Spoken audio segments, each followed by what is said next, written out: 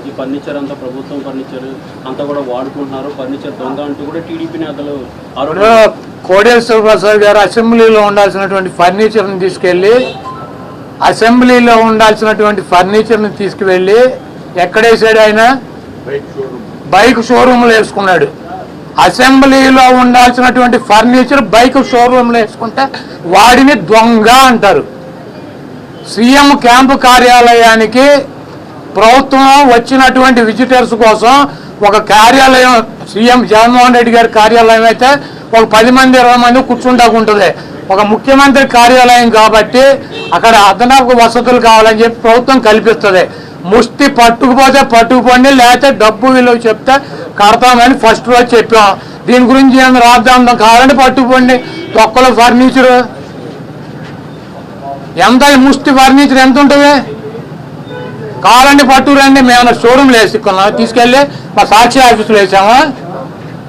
కాదు, మాకు క్యాంప్ ఆఫీసులో పెట్టినటువంటి ఫర్నిచర్ తీసుకెళ్ళి సాక్షి ఆఫీసులో వేసుకున్నావా? దొంగ అంటే అసెంబ్లీలో ఉండాల్సినటువంటి ఫర్నిచర్ని తీసుకుని బైక్ షోరూమ్, నీ సొంత షోరూమ్లు వేసుకుంటే వాడిని దొంగ అంటారు.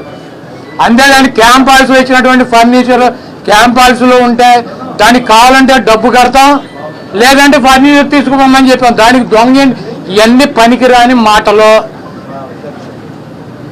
ఋషికొండ ఫర్నిచరు దాడులు, కోడల నాని టార్గెట్, జగన్మోహన్ రెడ్డి టార్గెట్, ఇక్కడ పోలీసులు తీసాం. ఇవన్నీ సొల్లు పురాణం. మీ చేతనేం చేసుకోండి, నో ప్రాబ్లం. మీరు సూపర్ 6లో పెట్టినటువంటి వాగ్దానాలనే మీరు ఎప్పుడు అమలు చేస్తున్నారో చెప్పాలి. జగన్మోహన్ రెడ్డి గారు తరఫున మేము అడుగుతున్నాం, వైఎస్ఆర్ కాంగ్రెస్ పార్టీ తరఫున.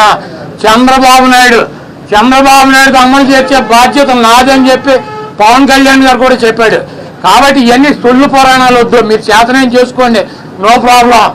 మీరు ఎవరిని చంపేయాలో చంపేయండి, ఎవరిని కొట్టాలని ఉన్నారు కొట్టండి, ఏం చేయాలని ఉన్నారు చేసుకోండి. మీరు సూపర్ 6లో ఇచ్చినటువంటి వాగ్దానాలనే 1వ తారీఖు నుంచి 4000 పెన్షన్తో పాటు అమలు చేస్తున్నారా లేదా దీనికి స్పష్టంగా సమాధానం చెప్పండి.